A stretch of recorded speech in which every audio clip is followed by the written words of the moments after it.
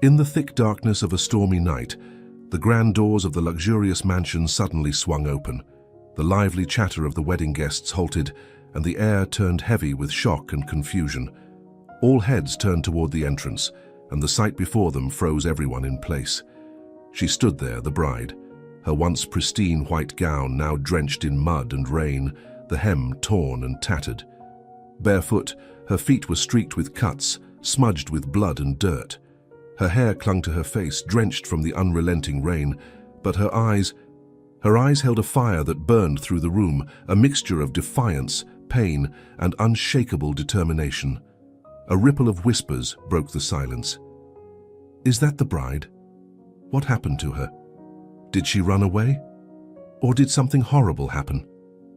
The guests stood frozen, their eyes locked on her as she slowly stepped into the hall. Her every movement seemed deliberate, her every breath measured. The sound of her footsteps echoed through the grand room, each step sending a chill down the spines of the onlookers. At the far end of the hall, her groom stood rooted to the spot, his face a canvas of disbelief and worry. And there in the corner was the mother of the groom, clutching a glass of wine in her trembling hand. Her confident facade faltered as the bride's piercing gaze met hers. The color drained from her face, and for a moment it seemed as if time had stopped. Without a word, the bride walked through the crowd. Whispers grew louder behind her, but she didn't stop. She didn't waver. Each step was a declaration. Finally, she reached the center of the room. She turned to face the groom, her voice clear, cutting through the tension like a knife. "I'm here, and this wedding, it won't proceed as planned. Not without a fresh start." Gasps rippled through the crowd. The groom stepped forward, his hand reaching out to her, but her gaze didn't falter. Her words lingered in the air, heavy with meaning, and no one could tear their eyes away from her. What do you think happened to her? Did she survive an accident? Or is there something far darker behind her return? Stay tuned as we uncover this gripping story. And don't forget to like, share, and subscribe to support the channel for more dramatic and thrilling tales like this one. She was not just any bride. Emilia was a woman of substance, known for her intelligence, independence, and unshakable sense of justice. Born into a modest family, she worked her way up to become a respected lawyer, specializing in exposing corruption and advocating for the underprivileged. Years before meeting her fiancé, Alexander, Emilia had been involved in a high-profile case that brought down several powerful figures. Among them was a conglomerate accused of embezzlement and unethical practices. Although she didn't know it at the time, Alexander's family business was deeply entangled in that scandal. The case left scars on the family's reputation and triggered a quiet vendetta against Emilia, a woman they had never met until now. When Emilia met Alexander, their connection was immediate and undeniable. He was charming, driven, and surprisingly grounded despite his immense wealth. For the first time, Emilia felt she had found someone who valued her for who she truly was.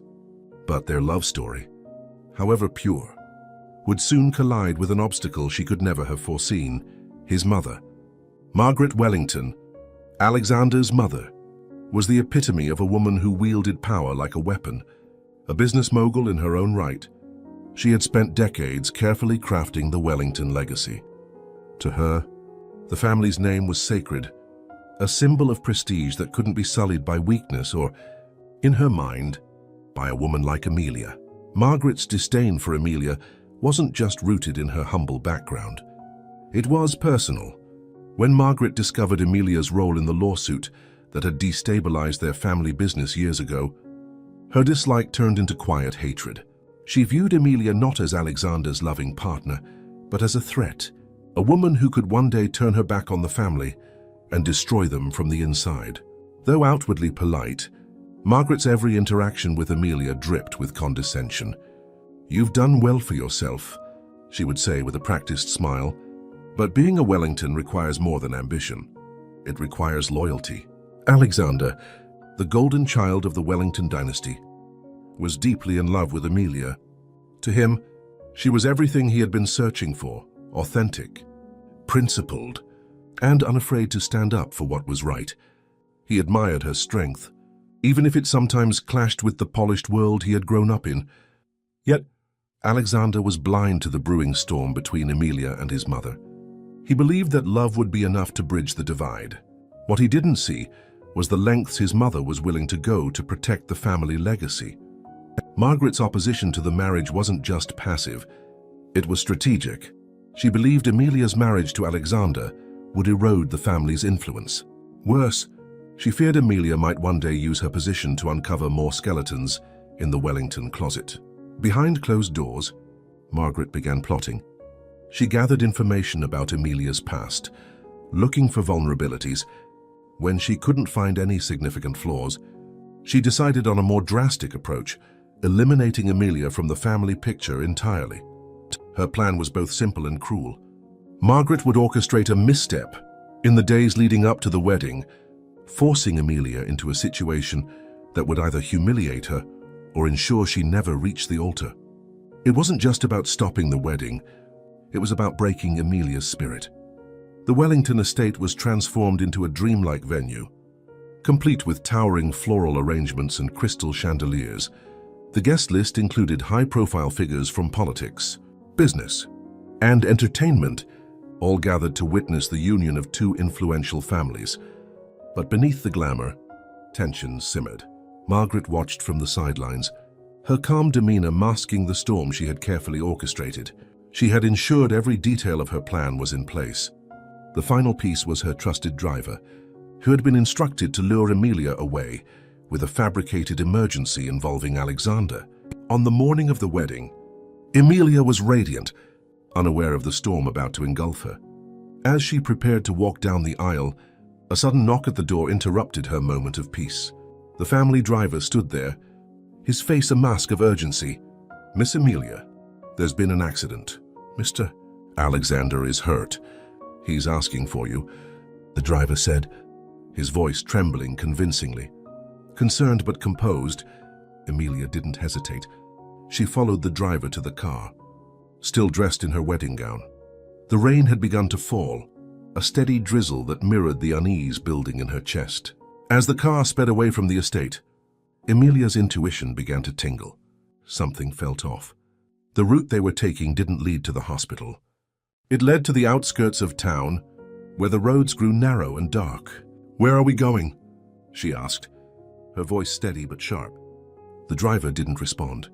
Instead, he locked the doors and increased his speed. Panic surged through Emilia, but she forced herself to remain calm. She glanced around the car, searching for anything she could use to defend herself. Finally, the car came to a screeching halt in the middle of a desolate swamp. The driver stepped out and opened her door, his expression cold and devoid of the earlier pretense. "This is the end of the road for you," he said, before pushing her out into the mud.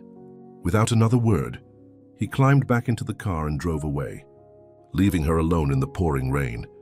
As the rain pelted her and the swamp threatened to pull her under, Emilia refused to give in. She was a survivor, and she would not let anyone, not even Margaret Wellington, break her. The rain began to fall lightly over the sprawling Wellington estate, casting a grey haze over what was supposed to be the happiest day of Emilia's life. She stood before a mirror, adjusting the delicate lace veil draped over her shoulders, her heart pounding with a mixture of excitement and nervousness. The wedding preparations had been flawless, every flower perfectly arranged, every guest meticulously seated. But something gnawed at the back of her mind, a faint unease she couldn't shake. A sharp knock on the door interrupted her thoughts. She turned to see the family's longtime driver, Mr. Harlan, standing in the doorway. His face, usually calm and composed, was lined with tension. He stepped inside, glancing around as if to ensure they were alone. "Miss Emilia," he began, his voice low and urgent. "There's been an accident." Her heart sank. "What? What happened?" "It's Mr. Alexander," he said, referring to her fiancé. His car skidded off the road on his way to check on something for the wedding. "He's fine, nothing serious, but he asked for you. He's at a private clinic just outside the city." Emilia's stomach twisted in worry. "Why didn't anyone tell me sooner? Is he really all right?" "Yes, but he insisted you come. He didn't want to alarm anyone else. Without a second thought, Emilia grabbed her coat and followed Harlan. She didn't notice the way his eyes flickered with something unreadable, or how his steps were unnaturally quick, as if rushing her out of the estate before anyone could question their departure. The car sped through the winding roads, the rain now coming down in steady sheets. Emilia sat in the back seat, her fingers twisting nervously around the edges of her veil. "Which clinic are we going to?" she asked, leaning forward slightly. Harlan's hands gripped the wheel tightly. "It's a small private facility," he replied curtly. "Not far now." She nodded, settling back into her seat, though the unease in her chest continued to grow. The trees lining the road became denser, their branches intertwining to create a canopy that blocked out the fading afternoon light. The path grew narrower, and the smooth pavement transitioned to gravel, then to a bumpy dirt road. "This doesn't look like the way to a clinic," Emilia said, her voice tinged with suspicion. Harlan didn't respond immediately. Instead, he pressed harder on the accelerator, the car jolting over the uneven terrain. "Relax," he said finally. His tone clipped. "We'll be there soon." Emilia's eyes darted to the window. The landscape outside was unfamiliar and desolate. The further they drove, the heavier the rain seemed to fall, and the fewer signs of life she saw. The unease in her chest now flared into full-blown alarm. "Stop the car," she said firmly. "Take me back to the estate." "I can't do that," Harlan replied, his tone cold and final. "What do you mean you can't?" she demanded, her voice rising. She reached for the door handle, only to find it locked. Her pulse quickened as she realized she was trapped. The car came to a sudden halt in the middle of a desolate swamp. The rain pelted down relentlessly, turning the ground into thick, sucking mud. Harlan stepped out of the car, slamming the door behind him. Emilia watched him warily as he rounded the vehicle and opened her door, the cold rain hitting her face as he gestured for her to get out. "Where are we?" she asked, her voice trembling with a mix of anger and fear. "Out," he said bluntly. She hesitated, but the steely look in his eyes told her she had no choice. Reluctantly, she stepped out of the car, her wedding gown instantly soaking up the muddy water. The icy rain stung her skin as she struggled to keep her footing in the unstable terrain. "What is this? Why are we here?" she demanded, her voice trembling as the realization began to dawn on her. Harlan leaned against the car, lighting a cigarette as if this were just another errand. "This is where you get out of the picture. Miss Emilia," he said with a smirk. "Orders from the top." Her blood ran cold. "What are you talking about?" He exhaled a cloud of smoke, his expression unbothered. "Mrs. Wellington said it best. Let her disappear, as if she never existed. This wedding cannot proceed with someone so beneath us." He flicked the cigarette into the mud, climbing back into the car without another word. Emilia lunged for the car door, but it slammed shut before she could grab it. The engine roared to life, and within seconds, the car disappeared into the rain-soaked mist, leaving her alone in the middle of the swamp. For a moment, Emilia stood frozen, her mind racing to make sense of what had just happened. The pieces began to fall into place, the fabricated accident, the strange detour, the venom in Harlan's words. This wasn't just a mistake. It was a carefully planned scheme, orchestrated by Margaret Wellington herself. Tears mingled with the rain as Emilia fought the rising tide of despair. But then, a flicker of resolve sparked within her. She wasn't going to let Margaret win, not like this. Wrapping her arms around herself for warmth, Emilia took a deep breath and began to assess her surroundings. The swamp stretched endlessly in all directions, the dense vegetation and murky water making it impossible to tell where she was or where to go. But one thing was certain, she wasn't going to give up. If Margaret Wellington thought I would disappear so easily, she's about to be proven very, very wrong, Emilia thought, her jaw tightening as she turned her focus to survival. The sound of the car's engine faded into the distance, leaving Emilia standing alone in the desolate swamp. Rain poured relentlessly, soaking her to the bone as thunder rumbled ominously overhead. She looked around, her heart pounding, as the realization of her situation began to sink in. She was completely alone, miles from any sign of civilization, surrounded by murky water, dense vegetation, and an eerie silence broken only by the occasional croak of frogs and rustle of unseen creatures. Her first instinct was to grab her phone, but as she reached for her purse, a wave of dread washed over her. Her purse was gone, so were her phone, her identification, and anything else that might help her find her way back or call for help. The driver had taken everything. Panic rose in her chest, but she forced herself to take deep breaths. "Stay calm," she told herself. "You've faced worse than this before. Think." She glanced down at her wedding gown, now heavy with mud and water, its fabric clinging to her legs. Each step she took was a struggle as her heels sank into the soft ground, and the rain blurred her vision. Emilia quickly kicked off her shoes, deciding they were more of a hindrance than a help, and began trudging through the muck in her bare feet. As she pushed forward, the terrain grew increasingly treacherous. The swamp seemed endless, with no clear path to follow. Each direction looked the same: tangled roots, standing water, and shadows that played tricks on her eyes. Her muscles ached, and the cold rain made her shiver uncontrollably. The weight of her dress dragged her down, and she considered ripping off part of the fabric to move more easily. But she hesitated, knowing the gown was her only layer of protection from the elements. Suddenly, her foot slipped on a hidden root, and she fell forward into a muddy pool. The cold water swallowed her up to her waist as she struggled to regain her footing. She clawed at the slick ground, her hands scraping against sharp rocks and twigs. Panic surged through her as she felt the pull of the mud beneath her, threatening to drag her deeper. With a desperate cry, she managed to free herself, gasping for air as she pulled herself onto a patch of relatively solid ground. Her arms and legs were covered in scrapes, and her dress was now almost unrecognizable, a tattered, mud-soaked mess. But she didn't stop. She couldn't afford to. As she sat for a moment to catch her breath, her eyes caught a faint glint of something metallic, partially submerged in the mud, near the spot where she had fallen. Crawling over, she reached out and uncovered a small USB drive, its casing scratched but intact. She froze, staring at it for a moment. Why would a USB drive be here? She wondered. Then it hit her. The driver must have dropped it. Her instincts told her this wasn't just an ordinary piece of discarded junk. If the driver had been involved in such a carefully orchestrated plan to leave her stranded, this USB drive might hold something valuable, something that could explain everything. Without hesitation, she tucked it into the only dry place she could find, a hidden seam in her gown's bodice. Her discovery gave her a renewed sense of purpose. If this USB drive contained anything incriminating, it could be her key to turning the tables on whoever was behind this. Though deep down, she already suspected who.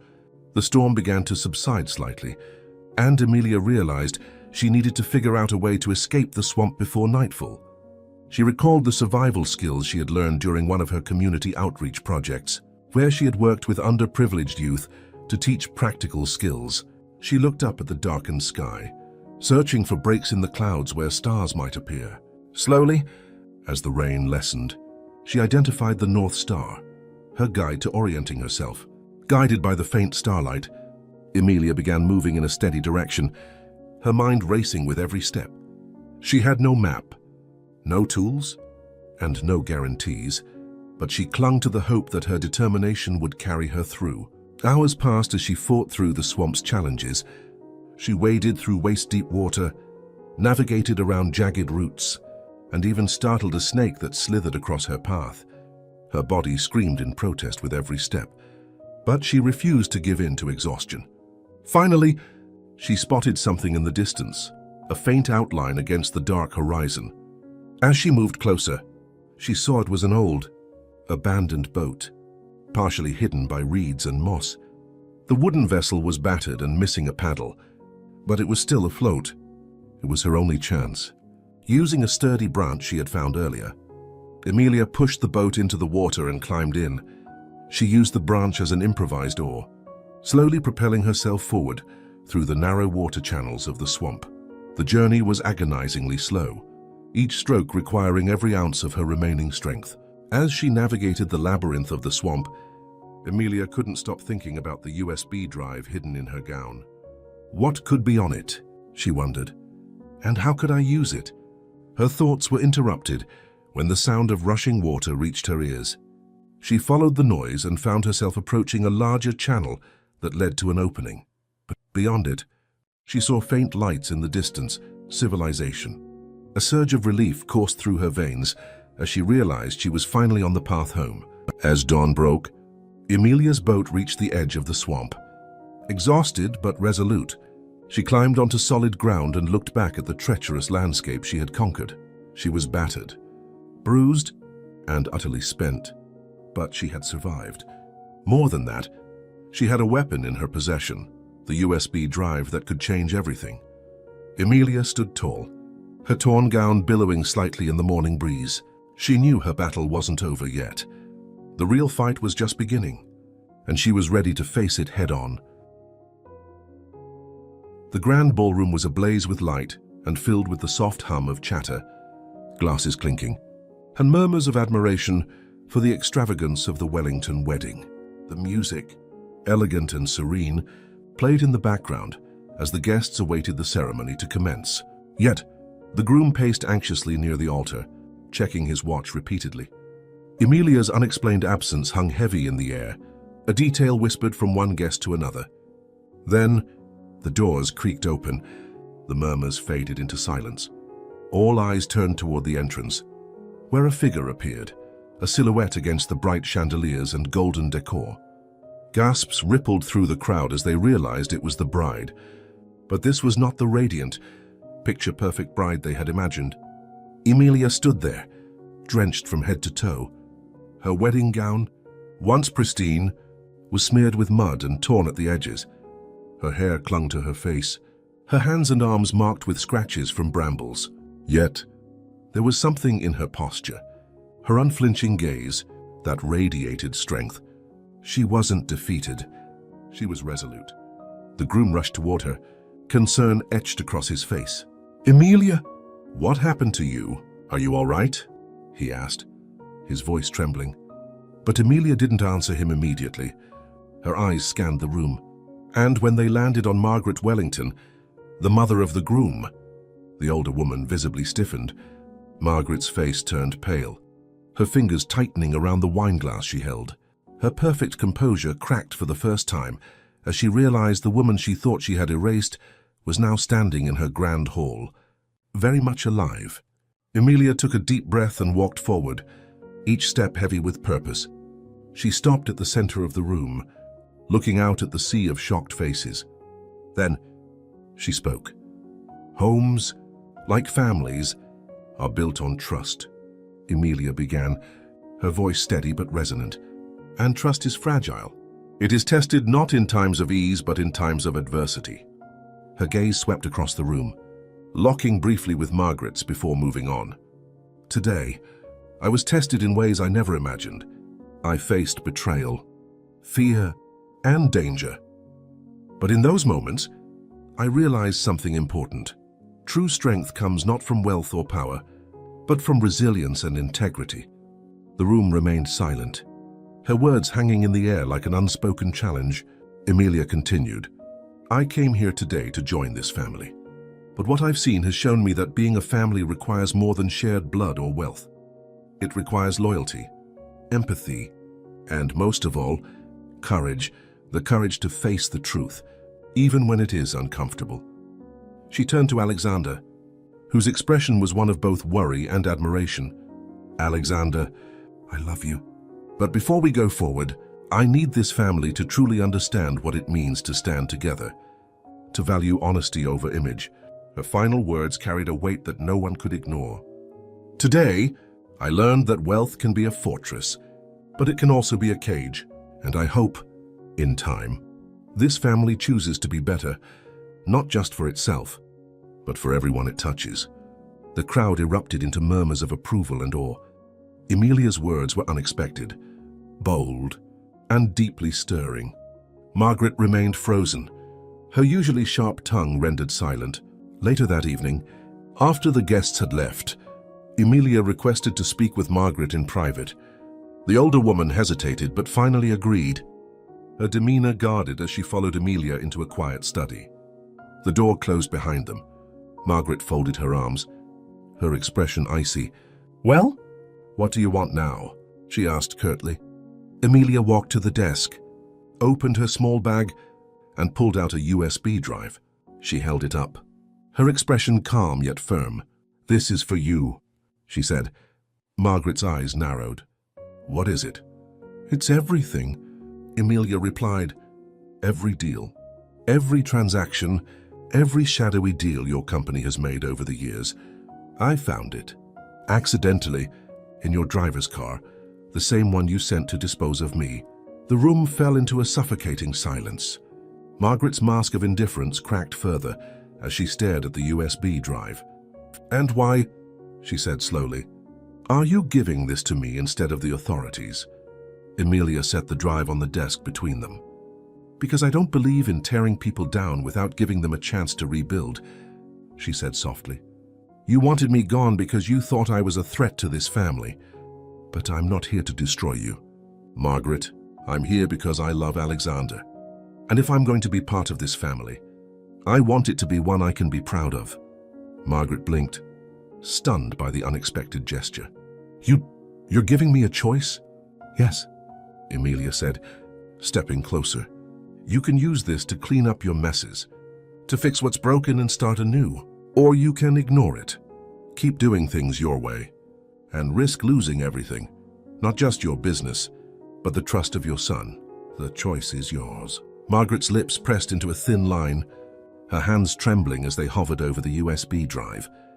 For the first time in years, she felt something she hadn't expected: shame. She looked up at Emilia, seeing not a threat but a woman of integrity, someone who could have destroyed her, but chose to give her a chance instead. I don't know what to say," Margaret murmured. "Start by deciding who you want to be," Emilia said gently. "Not just for yourself, but for Alexander, and for the legacy you want to leave behind." Margaret's eyes glistened with unspoken emotion as she picked up the USB drive. For the first time, she realized that maybe, just maybe, Emilia was exactly what the Wellington family needed. The next morning, Margaret called for a meeting with her board of directors. Changes were made, quietly but decisively. Deals were undone, connections severed, and a new direction was charted for the Wellington Empire. It was the first step in a long journey, but it was a step in the right direction. As for Emilia, she didn't need words to know that Margaret's actions had shifted. The subtle smile Margaret gave her at dinner that evening said it all. Respect had been earned, and a new bond was beginning to form. The grand celebration had come to an end. The guests, still murmuring about the unexpected events of the day, had dispersed, leaving the Wellington estate shrouded in a quiet tension. Emilia, though exhausted from the trials she had endured, knew her night was far from over. There was one last conversation that needed to happen, one that would determine the future of her relationship, not just with Alexander, but with his family. Margaret Wellington was in her study, sitting behind a grand oak desk with a glass of whiskey in her hand. The room was dimly lit, the crackling fire casting flickering shadows on the walls lined with bookshelves. For once, her expression betrayed no composure or cold authority. She looked pensive, as if the weight of the evening had finally caught up to her. A soft knock on the door drew her attention. Before she could respond, Emilia stepped inside, her posture upright and composed, despite her torn dress and visible fatigue. Margaret's eyes narrowed slightly, her sharp instincts immediately on alert. "Mrs. Wellington," Emilia began, her tone steady but gentle. "I'd like a word with you, privately." Margaret gestured toward the chair opposite her, though her face remained unreadable. "I suppose I owe you at least that much," she said dryly. Emilia sat down, meeting Margaret's gaze without hesitation. From the folds of her gown, she retrieved a small, mud-streaked object, the necklace with the hidden GPS tracker. Placing it delicately on the desk, she slid it toward Margaret. "I think you know what this is," Emilia said quietly. And I think you know what it means." Margaret's face remained stoic, but her fingers tightened around her glass. She didn't speak, waiting for Emilia to continue. "I know everything." "Mrs. Wellington," Emilia said, her voice calm but resolute. "I know about the driver, the trap, and the lengths you went to in order to make me disappear. I know you see me as a threat to your family, someone you believe isn't worthy of the Wellington name." Margaret's lips pressed into a thin line, but she still didn't interrupt. "But I'm not here to accuse you," Emilia continued, "and I'm not here to fight you. I'm here because I want to make something clear. I love Alexander, not because of his name, his wealth, or his legacy, but because of the man he is, the man who treats me as his equal, who believes in the same values I do, and who stands by what's right." For the first time, Margaret's icy facade seemed to crack. Her eyes flickered with something Emilia couldn't quite place. Doubt, perhaps, or even guilt. "I don't blame you for wanting to protect your family," Emilia added, her tone softening. "I can see how much you care about Alexander and the life you've built. But you and I both know that life can't be built on lies or fear. It has to be built on trust, respect, and understanding." She leaned forward slightly, her gaze unwavering. "That's the kind of family I want to be a part of, and that's the kind of family I want to help you protect." Margaret's hands trembled slightly as she set down her glass. For a long moment, she said nothing, the silence stretching between them like a fragile thread. Emilia could see the battle playing out in Margaret's mind, the pride and anger that had driven her actions warring with a deeper, more vulnerable part of herself. Finally, Margaret exhaled shakily, her shoulders slumping in a way that made her seem smaller, almost human. When she spoke, her voice was barely above a whisper. "You're a better woman than I gave you credit for," she admitted. I thought you'd come here to expose me, to demand some kind of retribution." Emilia shook her head. "That's not who I am. Destroying you wouldn't help anyone, not Alexander. Not me, and certainly not this family." Margaret's eyes filled with unshed tears as she looked down at the necklace on the desk. "I've spent my entire life fighting to protect what I've built," she said quietly. "And in doing so, I've forgotten what it's all supposed to mean. I've hurt people. Emilia, you're not the first, but I swear, you'll be the last." For the first time, Emilia saw not the formidable matriarch of the Wellington Empire, but a mother struggling with the weight of her own choices, a woman who, beneath her sharp edges, carried the burden of years of regret. Margaret wiped her eyes quickly, as if embarrassed by her display of emotion. "I don't expect you to forgive me," she said, her voice cracking. "But I hope you'll give me the chance to make things right." Emilia smiled softly. "That's all I ever wanted." The two women sat in silence for a moment, the air between them no longer tense but tentative, like the first rays of sunlight breaking through a storm. Margaret reached for the necklace, her fingers brushing against its surface as if it symbolized something more than just a piece of evidence. It was a second chance. "I'll fix this," Margaret said firmly, her tone regaining some of its old authority. "Not just for you, but for Alexander, for this family." "I believe you," Emilia replied, standing to leave. She paused at the door, turning back to Margaret. "And for what it's worth, I think you're stronger than you give yourself credit for. It takes courage to change." As the door clicked shut behind her, Margaret remained seated, staring at the necklace in her hand. For the first time in years, she felt the faint stirrings of hope, not just for her family's future, but for her own. The sun was setting over the Wellington estate, casting a warm golden glow that seemed to signify a fresh start. Emilia stood on the balcony, gazing out at the sprawling gardens below. Despite the trials of the day, there was a sense of peace in her heart. The confrontation with Margaret Wellington had ended not in bitterness, but in understanding, a small but significant victory. Alexander joined her, his steps light but purposeful. He placed a hand on her shoulder, his touch both reassuring and grateful. "You've been through so much today," he said softly, "and yet You're still standing here, stronger than ever. I don't know how you do it. Emilia turned to face him, her expression calm but resolute. Because it's not just about surviving, Alexander. It's about building something better from the ashes. She took a deep breath, her gaze shifting back to the horizon. Your mother and I, we may never fully agree on everything, but I think she understands now that I'm here for the right reasons, that I'm not going anywhere. Alexander smiled, his admiration for her growing deeper. And I think she sees that the strength of this family doesn't come from its wealth, but from the people in it. In the days that followed, the change in Margaret Wellington became evident. Though she still carried herself with the same air of authority, there was a newfound humility in her demeanor. She began to take small steps toward making amends, not just with Emilia, but with others she had wronged in the past. At a quiet dinner one evening, Margaret raised her glass and addressed the family, her voice steady but tinged with emotion. I've spent a long time protecting this family in the only way I thought I could, but I realize now that true strength doesn't come from control, it comes from trust. Emilia has taught me that, and for that, I am deeply grateful. Her words were met with a stunned silence, followed by Alexander's warm applause.